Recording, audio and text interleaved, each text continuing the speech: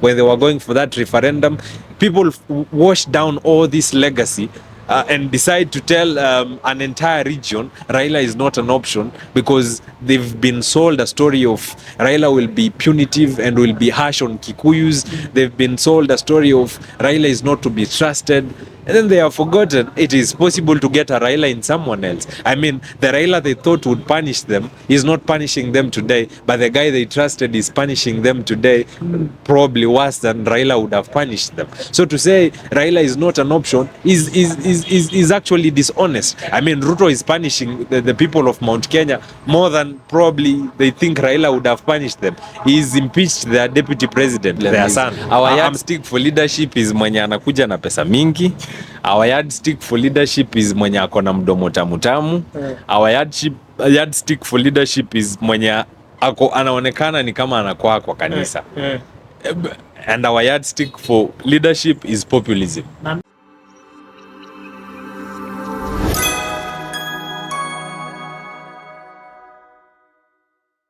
Disclaimer: the opinions expressed by our esteemed guest on this show is solely their own and does not necessarily reflect the views and opinions of Plug TV, its affiliates, or the production team. We kindly request our viewers to approach the opinions shared on this show with an open mind, considering them as individual viewpoints rather than absolute truths. We encourage you to conduct further research and engage in conversations beyond this program to form a well-rounded understanding of the topics discussed. Mambo vipi, karibu kwa mara nyingine ndani ya Plug TV, your number one infotainment channel. And of course, ukituona na James Mulamba, just know he has some insight, analysis about the current political landscape in Kenya and more about leadership. Vipi baba mkubwa? Mimi niko sawa kabisa. Nashukuru kwa kuwa hapa leo. Tuongelee mambo mawili matatu. Tuendeleze hii Kenya mbele. We need to have a strategic direction. Hatuwezi tu piga bush. Yeah. And so far, vitu ziko vipi? Ever since the last time we had an interview with you, the reception was quite good. Kuna watu walisema kwamba tukurudishe uwezo kuongea zaidi. What do you have in store for us today? Today we will look at the matter of the impeachment of the deputy president. We will also look at the current crop of activists that we have in Kenya and how genuine they are. Then we will tackle on the way forward for the Gen Z movement and what we need going forward as the country, Kenya. Yeah. Without wasting time, the ball is yours, man. So today is Mazingira Day. Let's begin with that. My opening statements would be about how there is a political gimmick in this country that is meant to plunder our resources and steal from us Kenyans, while at the same time blinding us from what truly happens in government. Well, I would say the only genuine people who are genuine environmentalists probably died a long time ago. One of them was Wangari Maathai, who went through a very hard time to conserve and plant as many trees as she could. She was the champion through the Green Belt movement, she was the champion of afforestation, conservation of wildlife, conservation of trees, and she really loved nature. The other guy was John Michuki, the late. Michuki has gone in the history of Kenya as a guy who was strict with the environment. From his efforts to clean Nairobi River, the kind of thing the current president is trying to replicate today, to his efforts in preserving our forests and in preserving our water catchment areas. We've not seen such sincere environmentalists for a very long time. So for the president and a few people in the government to always pretend that they care about this environment is a gimmick. It's a mirage, because we understand, personally I understand how they've been negotiating for carbon credits and selling our forests, because they are leasing our forests to sell carbon credits to the Arabs. And if you've seen that dossier, there is a documentary and research that has been circulated in the first part of this year about the carbon credits program and on how the UAE has leased and bought so much land in Kenya and in Africa, Tanzania, Uganda, and so on. And this interest comes in because they have understood that Africa has leaders who are desperate for money and who really want to grow rich by all means. They would grow rich at the expense of the common people, and then they will pocket this money because the carbon credit money is supposed to be pumped into the government. But they will pocket this money and they will not redistribute it to the entire country because it's a revenue, it is a resource. But no one is talking about carbon credits. We've forgotten about that. We've forgotten that the first lady adopted Kakamega forest. How would you adopt a forest? She's never been genuine with forests before. Her husband is not new in politics because Ruto has been in politics since the 90s. So why is the newfound interest in our forests? Especially at a time when we're talking about carbon credits and Arabs buying carbon credits in Africa so as to pollute more. And it is ridiculous that people have to buy carbon credits so as to pollute the world. Just a quick one. Kuna mtu pale atakuwa na watch here. What is carbon credit? What is this thing bana tuelewi? Carbon credits is part of a carbon offsetting program that is in the entire world, a framework that has been agreed by so many countries that if you pollute less, you can sell the excess of your say for example, let's start with trees. Trees absorb carbon dioxide, right? Yeah. So you see the waste from the waste in the air, the pollution that is in the air has to be absorbed somewhere. Yeah. And because we do not have enough recycling of air, the polluted air, and we've not really taken steps to prevent air pollution in the entire world. So there is a deficit of clean air and there is a surplus of dirty air. There are people who are willing to pollute the air as long as they can pay for it. And because the world has awakened to global warming and the effects of greenhouse gases. So now to get into perspective and to science, the global warming being caused by greenhouse gases is untenable. We cannot survive another 1,000 years with the current air pollution we have in the entire world. And there are countries that pollute more and there are countries that pollute less. Kenya and Africa are among the countries that pollute less. When you look at the Middle East and the oil producing countries and the industrialized countries like say the entire Europe, France, Italy, the UK and the USA, these are countries, and Russia, these are countries that are so industrialized that they produce more waste than the rest of the other countries. And these are countries that produce oil. So by virtue, they are also polluting because oil mining also pollutes the environment. And them selling oil, which is pollutive, because our reliance on fossil fuels is part of the reason why we've polluted so much. Yeah. So these countries are big polluters than Africa. And they understand that Africa is mad because they pollute less. Yes, they have to suffer the same fate as those that pollute more. So the world came to a convention and agreed for those countries that pollute more, they can buy carbon credits from countries that pollute less. It's actually a license to pollute more because they come and pollute in your country now. No, like the argument is if you have more trees and you pollute less, we can buy the trees that you have so that they can be absorbing our waste, our air pollution, because we have lesser trees but we pollute more than you do. So the argument is air pollution is global. It is not centered in a particular country. So the trees in Tanzania, it is figured by them it will absorb the waste of fossil fuels that the UAE has shipped into Africa, and it will absorb the waste of the neighboring countries. So a country that pollutes more, say for example Congo, can buy carbon credits from Cameroon. Congo can also buy carbon credits from Uganda, so that now they get a license to pollute. And then it is ridiculous because it is unreasonable to sell carbon credits to give people permission to pollute the world instead of going green. Instead of pushing for solar energy, instead of pushing for renewable sources of energy like wind, we're pushing for a license to pollute more because some people have money to pay for pollution. And it is the same thing that happens in this country. We have industries that pay to pollute our rivers. I'm telling you, angels do not pollute Nairobi River. Saturn does not pollute Nairobi River. It is industries and factories in this country owned by individuals the government knows who pay the government to pollute. And I had a problem with this thing in my third year with one of my senior lecturers. We were tackling public finance and he was discussing, his name is Ngetich. Lecturer Ngetich, hi. We had a tough discussion on this issue because he was discussing how there was an equation of how people pay to pollute, people pay to the government to pollute. And my analysis was, and my logic was, we should not be allowing industries and factories to pay the government to pollute, whether water pollution, air pollution, sound pollution, or pollution by all means. It is untenable, it is unrealistic, it is ridiculous to charge people so that they can pollute. Treat your waste, curb your pollution, use alternative sources of energy so that you do not pollute.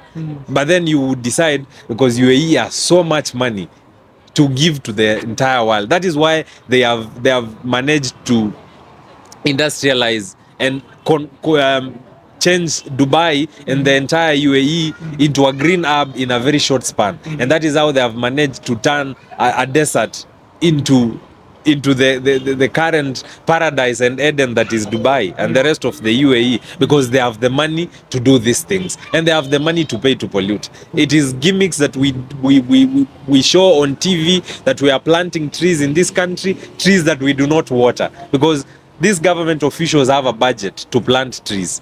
They have a budget to go to this forest, to go to this school, to go to this university, to go to this public ground, to pretend to be planting trees that they do not care after.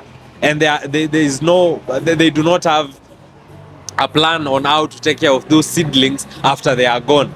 There is no sustainability for those seedlings. And that is why most of the trees and the seedlings that the government has planted last year, the year before last year, the year before that, have all dried up. And yet we spent a huge budget, a humongous one, to plant those seedlings. They spend on fuel, they spend on allowances, they spend on lunch, they spend on security to go and plant seedlings that will dry up in the next 3 months. It is a fallacy, it is a joke, it is a mirage. It is a facade. It is something they are building up to show you that they care about the environment, but they don't. They only care about selling carbon credits. They only care about getting money from people who are willing to pay to pollute. And they care about the show that they will give to Kenyans, the image they will give to Kenyans that they care about the environment, but they don't. They don't. The same government that approved the logging of trees, that lifted the ban of logging. You can now log trees in Kenya. There was a ban on logging of trees to preserve more forests. The government that lifted the logging of trees is now the same government pretending it wants to plant trees. It is a game. It is something, it's a make-believe. If I was to put it that way, it's a make-believe.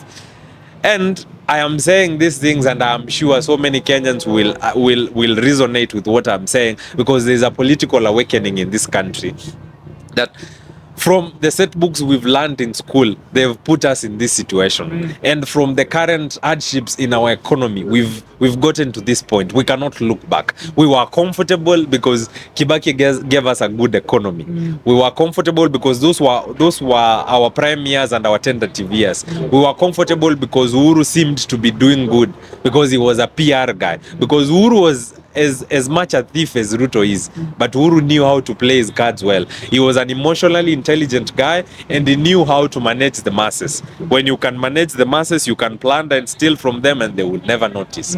It is only now that people have started asking, how much did we borrow for Eurobond? When is the Eurobond maturing? How much did we spend for SGR? Was it overpriced? It's only now, after Uhuru is gone, but he managed to manage all Kenyans, almost all, in the entire 10 years he was president, save a few who are making noise about how Uhuru was bad. Many Kenyans were comfortable with Uhuru. Some even miss him because he was a thief who had a soft heart. He was not better. He was a thief who was a good pleaser, who was an appeaser of the masses, and he knew what to say to people. You have a thief today who is not empathetic. You have a thief who people think is worse than Uhuru because he does not have a soft side.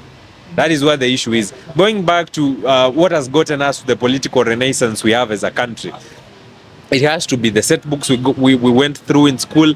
It has to be the economic hardship that we are going through, and it has to be say maybe an idea whose time has come. A revolution that we have, the revolution we have today, is an idea whose time has come, because it has been put off for time and again and again and again, till we've now gotten to this point. We cannot put on all the revolution. We've waited for it for a long time because we've already seen how government is run badly. We've already seen how bad governance affects us all, and we now want to own that moment. We want to own up to our mistakes. We want to be involved. We want to make up for the lost time, because there was a time the Gen Zs we have today did not care for politics. It was boring to them, and the current awakening that we have even within our celebrities and influencers is amazing. We have influencers today who are willing to go live and stream current happenings, whether demonstrations, say, or a petition that is being taken to court, or an abduction that is taking place, or an arrest that is taking place, but they were not willing to cover this. They were willing to cover entertainment stories and other stories that were not giving us the real picture we have as a country. And this has been simmering on the background for a long time, till they've gotten to the point they realize now we cannot put this thing on hold any much longer, because our disengagement from politics and our disconnect has cost us. Because if we were as engaged in politics and connected as we are today, I am assuring you today, Plug, Ruto would never have been president. If we were as woke as we are today, as a Gen Z movement, we would not have had this guy as president, because we would have put him in a measure. We would have put him in a scala balance and said, this is what defines him, this is what is good in him, and this is what is bad in him, like a beam balance, and the bad outweighs the good. So we cannot have this guy as our president. We would have weighed tribalism on this side, corruption on this side, his integrity on this side. Then on this other side, we would have weighed his intellectual capacity, because that is what most people praise Ruto for.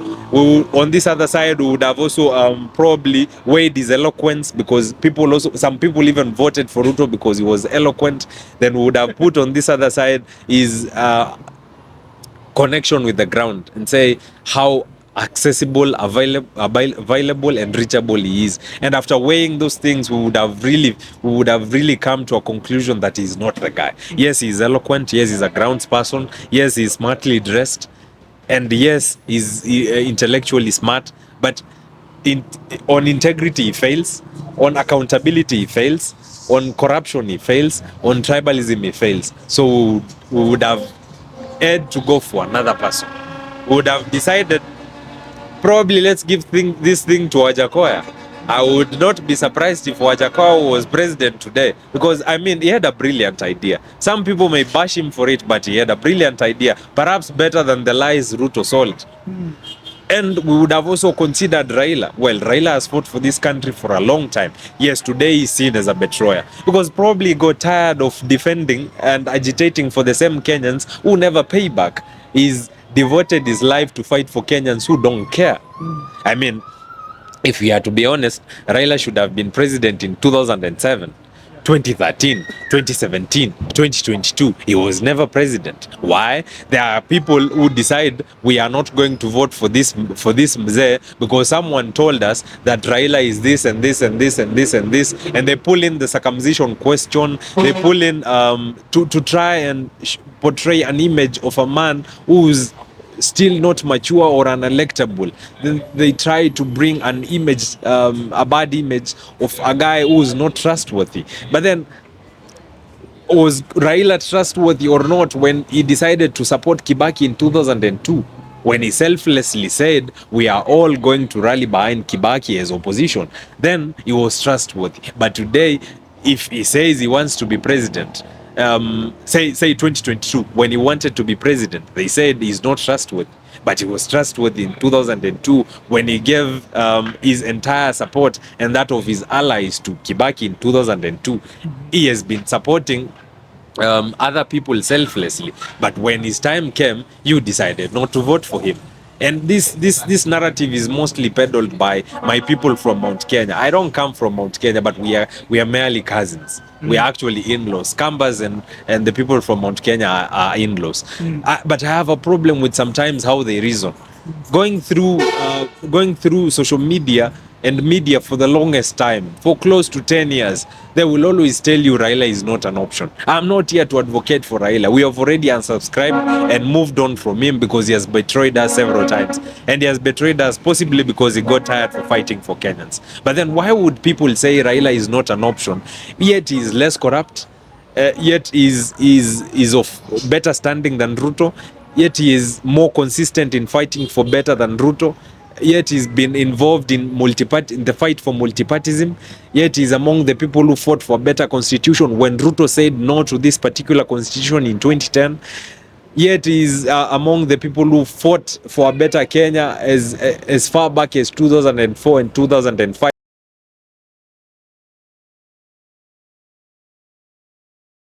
When they were going for that referendum, people washed down all this legacy and decide to tell an entire region Raila is not an option because they've been sold a story of Raila will be punitive and will be harsh on Kikuyus. They've been sold a story of Raila is not to be trusted.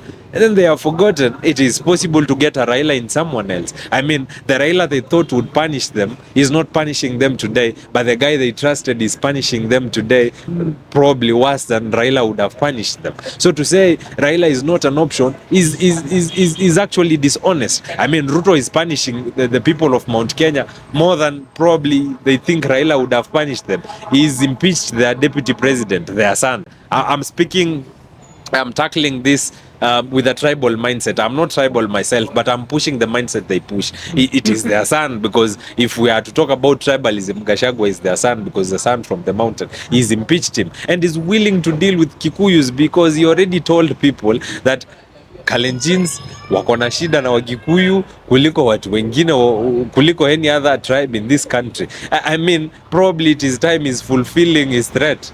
How would you be sure about his next move if it is not to finish Kikuyus and ensure they do not have another president in the near future? He has the machinery to do that. He has the propaganda, he has the resources, he has the time. And he can start with Gachagua. Tomorrow he can deal with Kimani Ichung'wah. The next day he can decide to deal with that Kuria Kimani Ndindi Nyoro. I mean, he can decide to wage war against all of them and decide to galvanize support from the rest of the country, from Western, from Luo Nyanza, from Eastern, from Northeastern, and drive the entire country to hate one particular region because they've been so selfish. And that is why I'm saying we need to open up our eyes and see things with a different angle.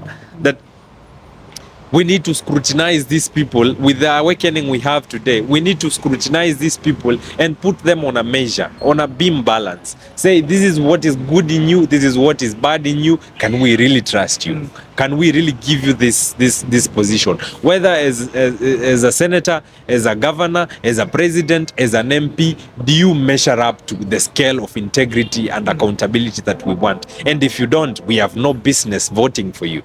That is the kind of awakening and the kind of rationality we should have moving forward. The kind of politics za kupigia mtu kura sababu amepeana 50 bob, amepeana 100. The politics of tokenism. Mwingine akona Dimples amekula pesa ya Nairobi bwana, amemaliza kila kitu. Sasa ni yeye atasema alipata empty coffers. I mean, he is worse than probably Kidero was. By the time he's finished with 5 years, people will do their mathematics na waone pesa imepotea. Amejiinua kutoka milioni ngapi akafika milioni ngapi ama bilioni ngapi. So how was Kidero that bad? How was Sonko that bad? They are birds of the same feather who use so many words to pretend and to lie and to paint an image that they are better off, that they are smarter, that they are better men, better leaders, but they are the same. When entrusted with money, they behave even worse than pseudo-intellectuals. They are worse than Sudi when they are given money.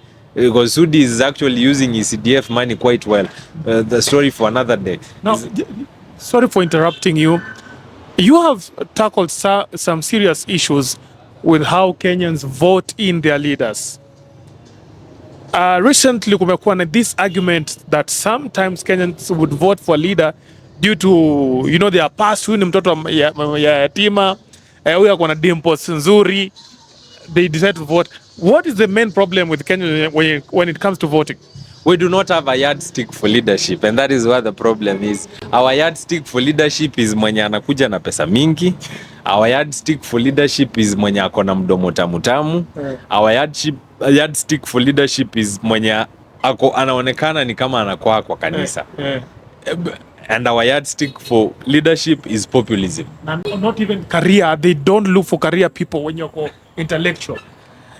They decided not to vote for Iga, the Polycarp. It was better than Sakaja. And even if Mukisa Kitui or David Maraga, brilliant professionals, decided to vie for the presidency in this country, they would not vote for them.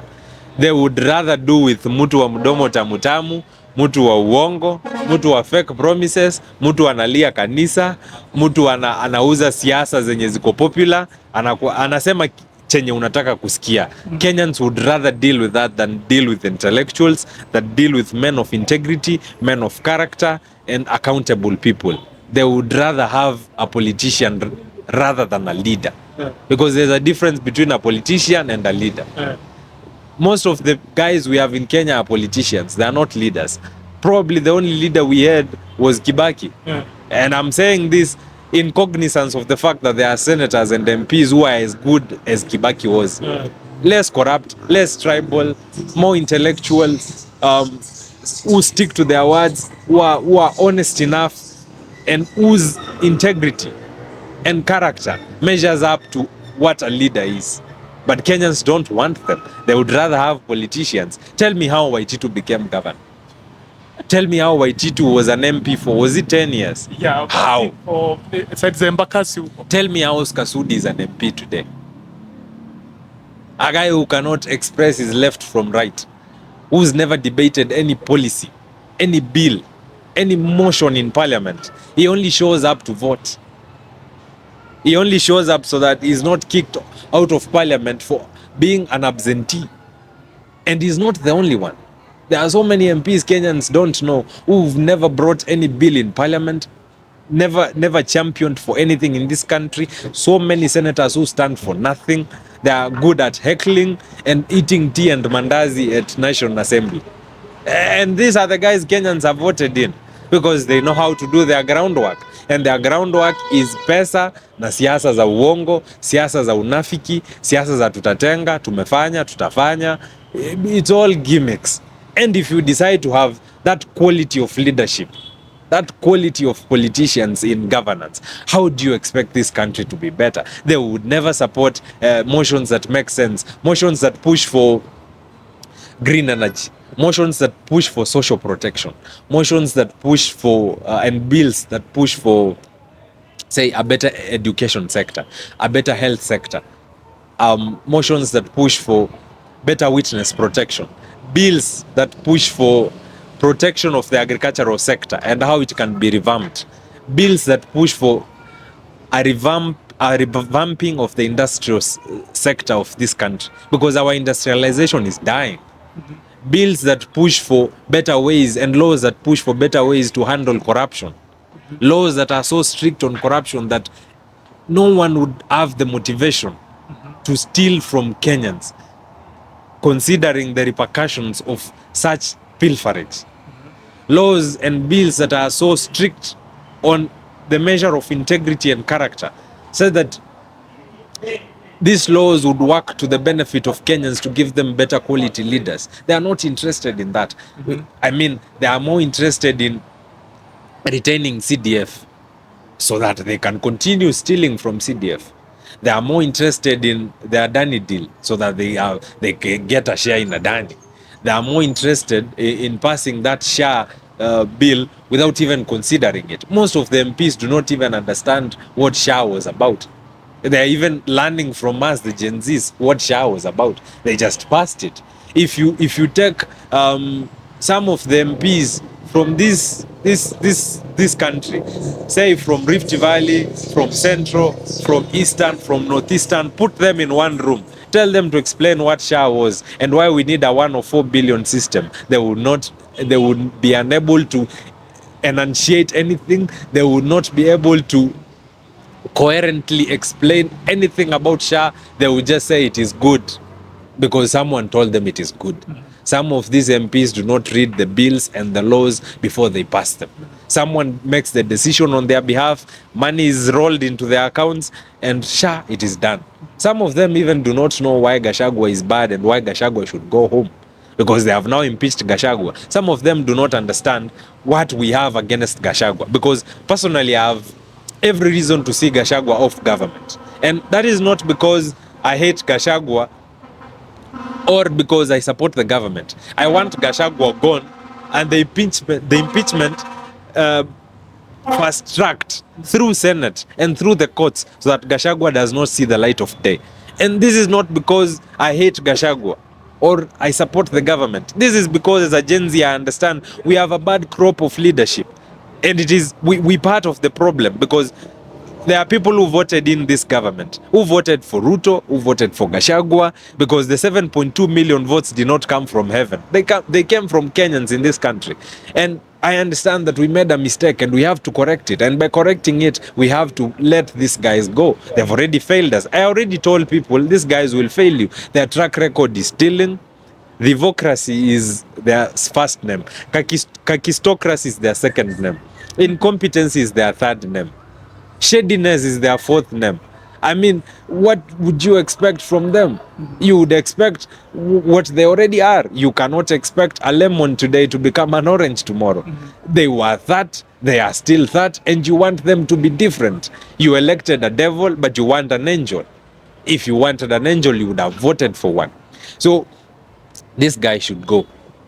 And he should not be salvaged at the Senate or saved by the courts. He should go.